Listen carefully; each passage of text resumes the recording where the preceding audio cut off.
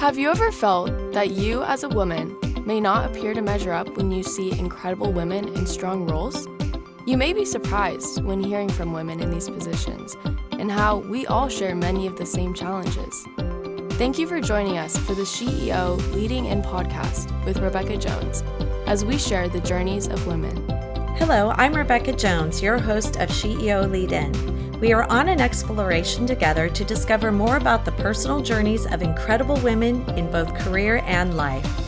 We all have paths to share that sometimes take incredible turns, deep resilience, and courage to navigate.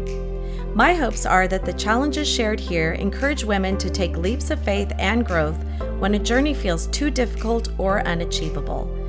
There is great strength deep within each one of us. These stories are meant to share the ways strong women have taken their dreams to strive and thrive to new heights, despite their sometimes rocky paths, and found a way to lead in. Today we are here with Jackie Trishman, the Dean of College at CSUSM for the STEM program. How are you today, Jackie? Doing well, thank you. It's a pleasure to be here, Rebecca. I think you have a really exciting job. Let's talk about the first time I ever met you, and that was at CSUSM, and you were doing a cool little rocket program, and it was just a day of fun for the community. Why don't you talk a little bit about what your days look like? I'm sure not every day is quite as fun as that. Not every day is quite as fun as that. That was a Super STEM Saturday in March, and that's a very fun day for us to invite the public to campus and do STEM activities of all sorts. And, my normal day is spent planning things like that. So typically I am doing things to run the college on the day-to-day level, but also looking at what we want to move toward in the future. So starting a new engineering program, starting new environmental programs, that sort of thing. We're planning all of that into the future, and that's definitely a big part of what the dean does. And, one of the things that I really appreciate about colleges, universities, that sort of thing is that they're pretty in tune with the community to find out what the emerging technologies are. And then also, the job market where there are maybe like a program or some sort of education that is not happening to prepare that workforce for the future. So do you want to talk a little bit about that?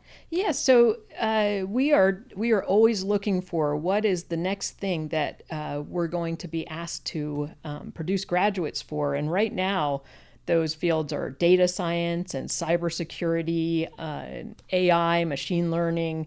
Those sorts of things are not words that were even in our vocabulary just a short time ago. And so we're always asking industry, what is the next thing we need to train our students for, and we have great advisory councils who share that. So we have some leaders of our local industry who really tell us in the life science community and the high tech community what are the latest fields and how should we go about preparing our students. Is it a new course? Is it components of a course, or is it a whole new major?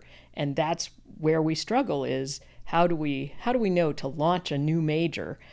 So data science is one of those areas. Yeah. Do people know what data science even means if you have a major in it? Or is it better to have a minor and a major in biology or computer science or math? And so we struggle with those types of things. Well, and when you were a little girl, did you even think about such things? Probably not. Yeah. Yeah, I mean, things have changed so much. They've changed so much. Even in the last, I would say, really the pandemic did change things significantly, in my opinion. I mean, a lot of times, now people are working from home. They've changed. I mean, they're just really pivoting in a way that we just never foresaw, I think. Right. There's definitely a shift in how we view education. We can no longer offer activities that you could just look up on Google or, Chat GPT. Right. We really need to make education value added. And so how do we go about doing that? that is not necessarily something that you can do in an online environment for some majors, and yet others it's perfectly fine. So, for example, a lab course, you're not gonna teach somebody how to really do a lab in chemistry online, but cybersecurity, we're doing an entire new program online. So we will start offering that in fall of 2024, and it's a completely virtual program. Nice. So you're not doing virtual and in class at the same time, or are you doing it just totally separately? So that one is a completely online program, but many of our classes have virtual components and in-person components. So, for example, we have a class that has lectures in computer science, and then the activities are all online. And so you come in and you use the computers in a computer lab, and you get help immediately on how to do things, and you work in groups, that sort of thing.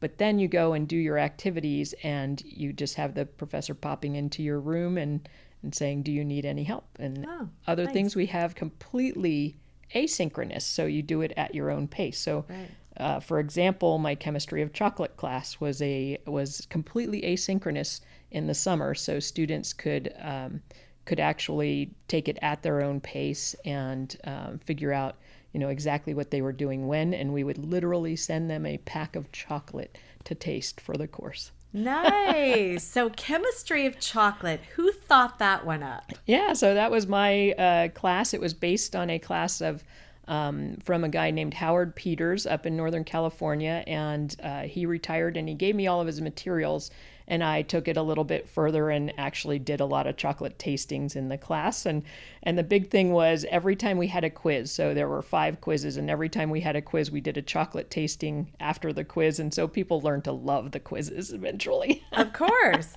So inquiring minds want to know, dark chocolate or milk chocolate?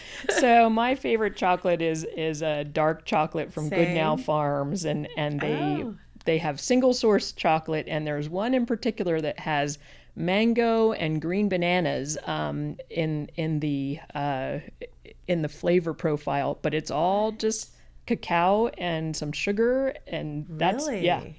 Wow. There's no other additives in there. Wow. See, it's like wine, and then it's also like coffee too, because you still have those same sorts of things. Wow, that's super cool.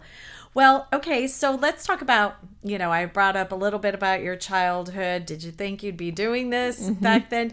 Do you have a story from your childhood that you would like to share with us?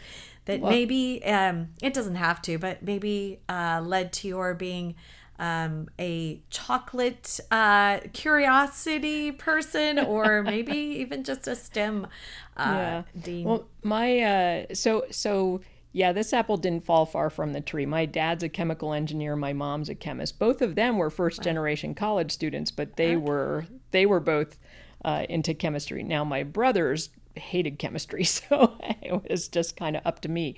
But I started out as a chemical engineer, and I found out that wasn't exactly what I wanted to do. I wanted to do biochemical engineering, but that wasn't a thing back then. So I really, started talking to an advisor about what else I could do, and he asked me some of my passions, and I told him that I had been a member of the Cousteau Society since I was 12 years old, and he said, "What about marine chemistry?" I said, "What is marine chemistry? I've never heard of that." And so he handed me some papers. I read papers. I read references from those papers, and I applied to these marine chemistry programs and ended up coming from Virginia Tech to Scripps Institution of Oceanography and never looked back. Once you get to San Diego, it's hard to leave San Diego. So how long did you work for Scripps? So I was there as a grad student for 5 years, and then I went to Tulane and taught there, then UCSD, and finally settled at Cal State San Marcos. Once I went there, that was the place I wanted to stay. Nice. Yeah. Well, and it is definitely a growing university, and just a lot of great things happening, I think, over there. Number one, in social mobility.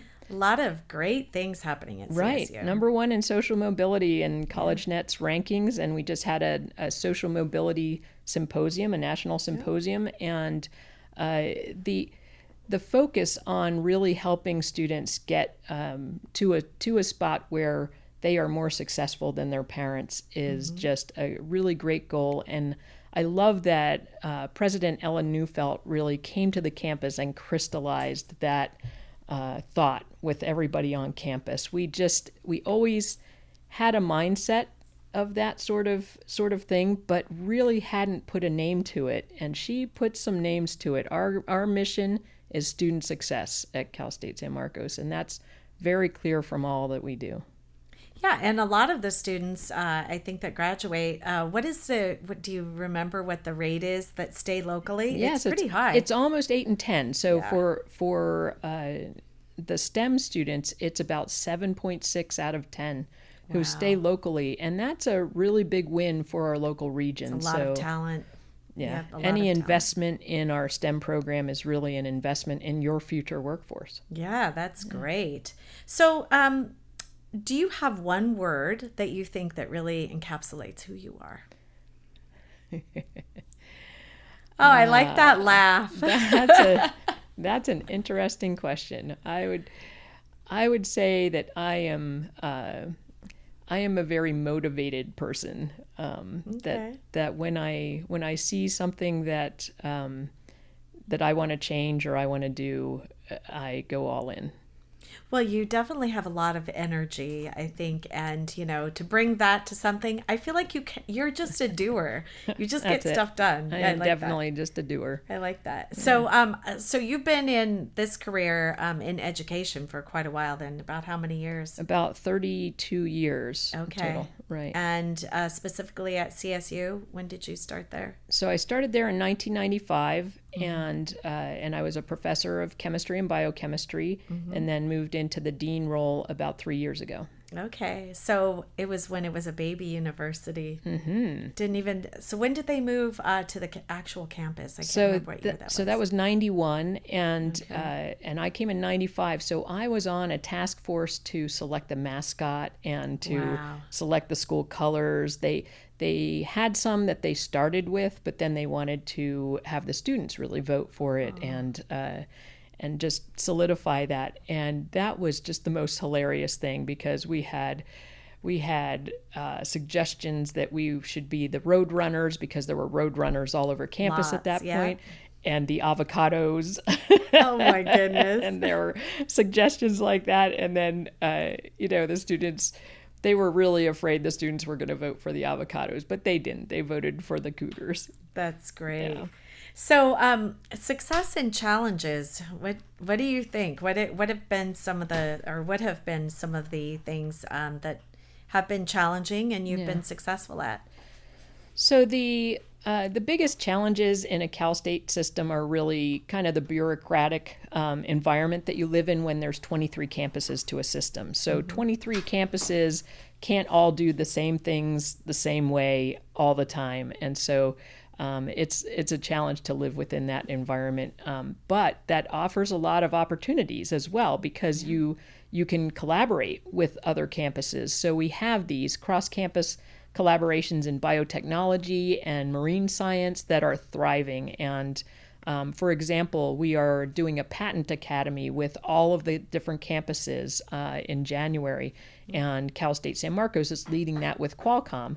And that's something that would be really hard to do without that consortium of campuses. Right. And so how many people are you thinking are going to attend? So there's probably going to be about 40 people attending that from different campuses, but they will be leaders on campus in intellectual property, and so they will then spread it to their faculty and their students from there. Nice. Yeah. That would be so interesting, just to hear all of the, to be those people listening to all of the ideas out there. Because I think, I bet you when, you talked a little bit earlier about AI, when people were probably thinking, that's not a thing. Right. Who even thought that up? I think it's really interesting to figure out who actually thought that up and how that kind of became, and it is a thing. I mean, I think, when you talk about like the predictive things that are happening, but Yeah. to actually be better than predictive, to Right. actually be AI and think smarter and faster than us as humans. It's really interesting how that's being applied already. Yeah. We just got a grant where some computer scientists who are experts in AI and machine learning are working with some of our engineers to look at wind farms and how they can actually feed the energy into a grid with using artificial intelligence in a much more efficient manner. Right. And that's just, that collaboration is not one that they thought about before just reading the challenge of the grant and saying, we could do this together. Yeah, that would be something we could do pretty simply. And yes, the technology is not simple by any means, but actually the collaboration part is a really logical next step. So we have people talking about artificial intelligence all across the campus. As you can imagine, just ChatGPT is a source of a lot of consternation on the part of faculty, but it's much more than that. It's how do you use it to your advantage? So a chemistry professor just sent it out to her class to say, okay, for the last 10 minutes of class, we're just going to say, how can we use any AI system that you have to solidify what you just learned? And they were learning about how electrons act as particles and as waves, or photons act as particles and as waves. So they put that out to the students, and the students came up with write a song for us in the style of Ariana Grande that talks about wave-particle duality. And they came up with this great song, and they were all singing and laughing. And that's the kind of thing that really drives the learning home. Right, and so you can use that as a tool. It's not just a tool that students are going to use to write their essays. It's a tool that you can use to teach. And so we have a lot of things going on the campus right now to say, how can we use these tools together? How can we make it interdisciplinary? How can we just make our learning exciting and engaging for our students? That's fantastic. Yeah. So let's just shift gears for a minute. When you think about all of the things that you're thinking about all day long, and all of the, it's a pretty heavy situation using your brain. How do you balance everything at home, Jackie? Like, what does that look like? Oh my gosh. Well, it's, now that we're empty nesters, it's a little easier to balance things at home. It's just a tough getting back to walk my dog. But other than that, everything's fine. But I have kids who just are a big focus of mine as well. And it can be really challenging, but that's my break time, is going and visiting them and doing things with them. I have a daughter who has a degree in music, and a son who just graduated from Humboldt Polytechnic and now works at a San Antonio zoo. Wow. And so, just using that Cal State education to live his dreams. So there's lots of fun stuff happening at home, but any grandkids yet? No grandkids. They're me either. We'll see. So, talking about role models, do you have any that have really helped shape you to who you are?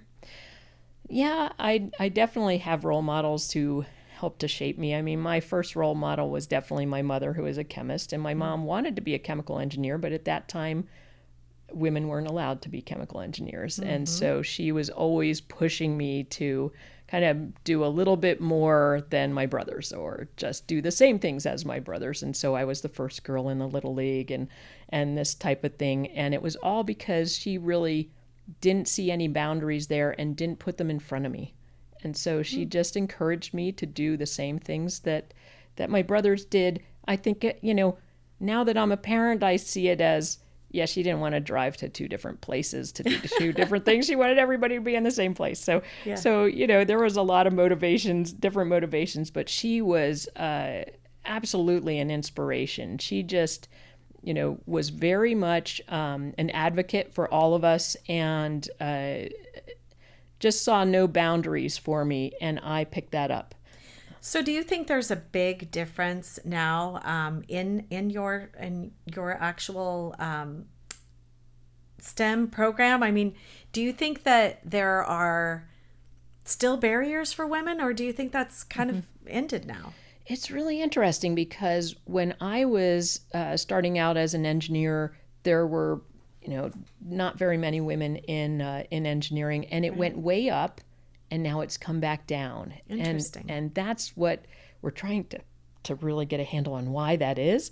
But what we see is a lot of just microaggressions, a lot of people really not wanting to be in an environment that's hostile, and now they can just walk and do their own thing. And that wasn't really possible 20 years ago. People didn't think about being an entrepreneur so readily. And so now they do. And it's a little easier for people to just say, yeah, I don't need this. I can do my own thing. Well, so now you really have to attract people to that major based on what they love. Okay, so you get them in the door, and then you have to keep them there and really say it's not a hostile environment. And that's what we're trying to build. The Ariana Grande yes, AI that's song. it. That's what we're trying to do. Yeah, you've got to keep them engaged and, having that love of learning, but making it interesting. I think more now than ever, I think our young people seem to, and I think a lot of it has to do with technology, but they get bored. And how do you continue to say, hey, you have a fabulous career that you could actually explore and do. You can make a good amount of money, but you've got to get those degrees. How are you going to, do you have any ideas on that? Yeah, there's a lot of misconceptions out there of you can just go and do whatever you want. You don't need a degree now and that sort of thing. But the statistics really tell a different story. You definitely cap your earning potential if you don't go to college if you want to do certain things. Yeah. Absolutely. If you want to take a track that has an apprenticeship track, great. That's no problem. But in terms of really getting into a job, even like let's take computer science, for example, a lot of people try to shortcut that with certificates, but they find that's as high as they can go. And then they need that degree. And so really there is definitely a financial advantage to getting a college degree, but now we need to make people see, yes, and it's actually worthwhile for you because you learn a lot more. Right. And so trying to make sure that you don't have just a class that people could learn everything on their own very easily. That's really the next challenge. And trying to figure out, what are the team dynamics to actually engaging in a job in something like computer science or chemistry or math, So how do you work in a team environment? How do you kind of be not just the leader of a team, but a good supporter? How do you do all of those things? That's something that you don't learn necessarily from going through a certificate program on your own. Well, no, and I think that social media really is making that more difficult for people to not be, kind of the lone person, but to be part of a team and all of that. Because, Zoom. Yes. Let's just talk about learning via Zoom. Yes. I mean, that was a real challenge. And I think that when you look back, it did hurt the whole team aspect of everything. I mean, you just can't just jump in and say, oh, hey, what about this? Because you have to wait your turn. And then sometimes it becomes irrelevant. And, it just it doesn't flow the same as actually being in person. It's really interesting when we talk about what worked and what didn't. When you have a functioning team, a high-functioning team, and you go to Zoom, you don't miss a beat. You all know each other, and you break in just naturally, and it all works. When you have new people come in, they really have a hard time kind of jumping in and learning the culture when it's all on Zoom. And so it's definitely something where we struggled to know what the student reactions were. What are they learning it? Are they not learning it?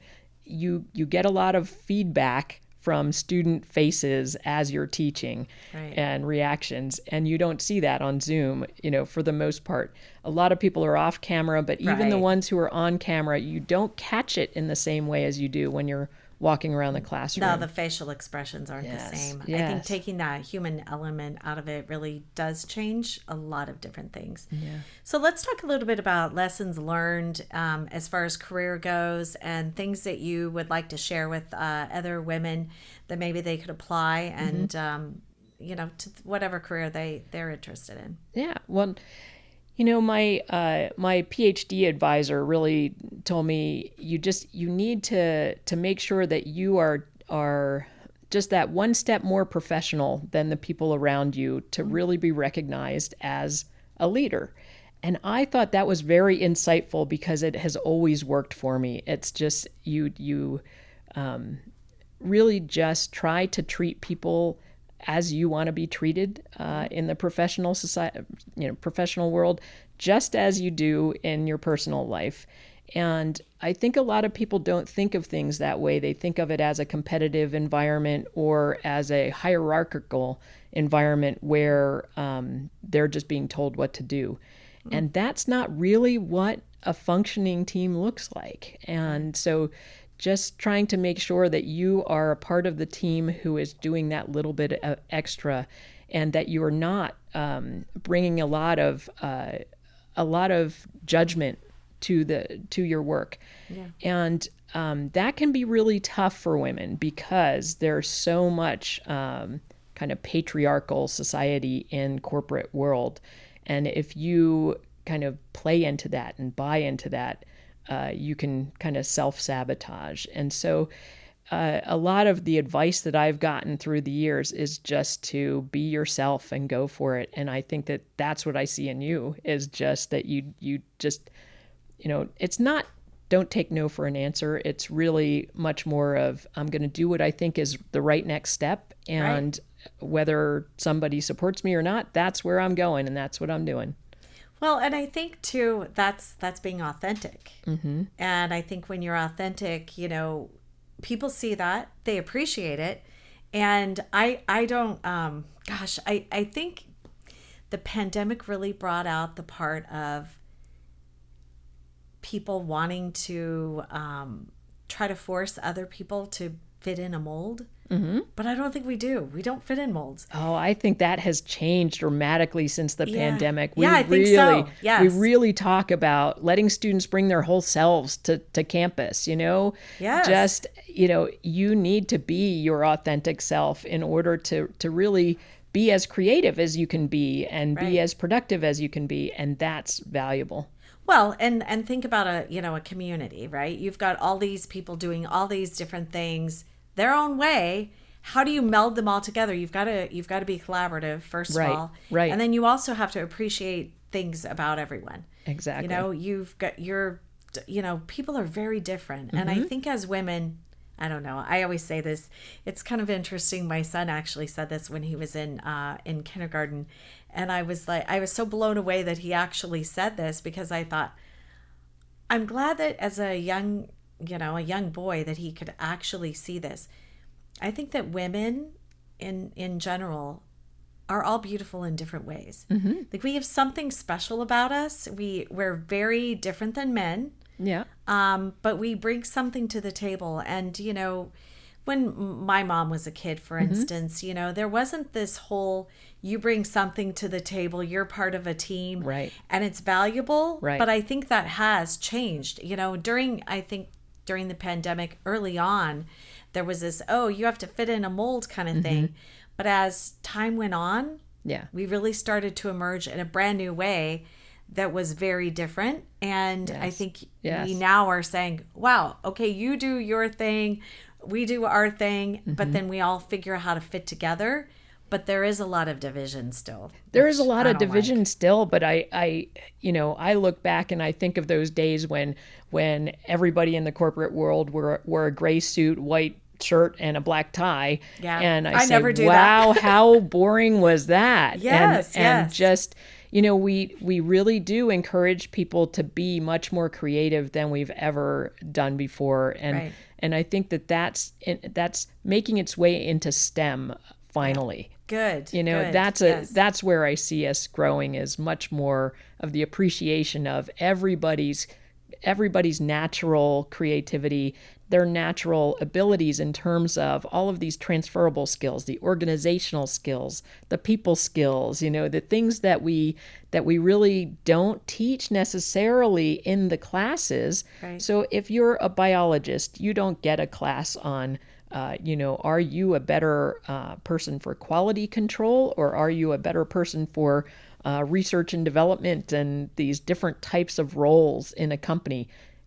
We just train them for biology, right? Yeah. But there are 25 different jobs in any given life science company that if you know what those are ahead of time, you can kind of say, oh, this is where I'd be the most happy. Right. And this is where my skills lie. And most of the time they're in the same spot, but a lot of times they aren't. Yeah. And that's what we need to do, is really tell people, okay, because you are going to bring your whole self, let's see who you are and what fits the best. Explore the options of what that might look like. Mm-hmm. And so just to kind of go back, about how things have changed, do you think 10 years ago that the chemistry of chocolate would ever be a thing? No, you'd probably get laughed at. It would probably be this, what are you even talking about? Right about then is when I launched it. Yeah. And it was really funny because I had talked to people about it, and Chew Owl Chocolate ended up giving us a chocolate bar for the entire class, and as a thanks. Yeah. It was a let's great even thing. go back 15 years then. Yeah. Before you actually launched it. You probably were, receiving scoffs and that sort of thing. Yeah, it was. What are you even talking about? That just doesn't or make sense. Is that really science? Yeah. Is that really science? And the answer is yes. And chocolatiers have known it for a long time that it's really science. But yes, it is.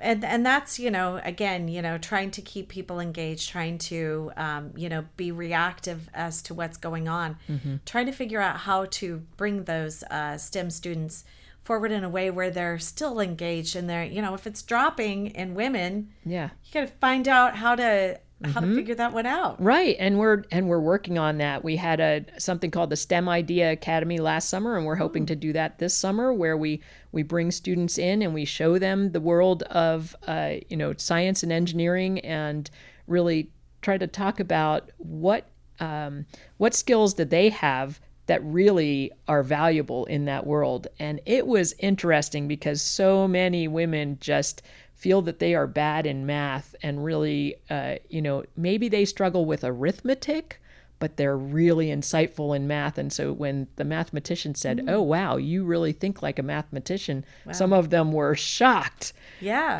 And said, wait, I've always been told I'm bad in math. And then, the conversations ensued, and this natural love for math came out, and it was just the most empowering thing for young women to know that what's valued in industry is not what's valued in 8th grade. Well, and that's part of growing up, and having people share that with you. So you walk into a room, all young women, they want to be leaders. What would be the advice that you give them? That nugget. I would advise them to find opportunities for leadership all along the way, and that's really what how you learn to be a leader is to be a leader. You jump into that role, and that first role, you just never feel ready, and then you build on that. And so I would just invite young women to jump into leadership as early as possible. Try things. Even when they feel uncomfortable, try things. Yes. Absolutely. Yes. Well, thank you so much. Oh, wait, what's next in your journey? Next in my journey is just trying to get a building built at Cal State San Marcos. We're trying to build the integrated science and engineering building, and it's a big lift to try to get a building because of the way that the structure works. We have to actually have the students there, and then we get the building for them. And when you're engineering students, you kind of need the labs to do the engineering degree. So they will come before you build it. Interesting. so that's tricky, but that's our next big goal, and that's definitely a big part of my personal goals. And we won't talk about the grandchildren yet. Okay, all right. Well, thank you so much, Thank Jackie, you. for joining us today, and wish you all the best in the future, and look forward to seeing you growing the females in the STEM program. All right. Thank you. Thank you. Now that was powerful. We hope you've been lifted and encouraged by today's inspiring voice. Always remember that life doesn't look exactly the same for each one of us. Never stop dreaming, striving, and thriving. In future episodes, we look forward to bringing you powerful stories from amazing women who learn how to lead in to challenges. Thank you for listening and being part of our community with SheEO host Rebecca Jones.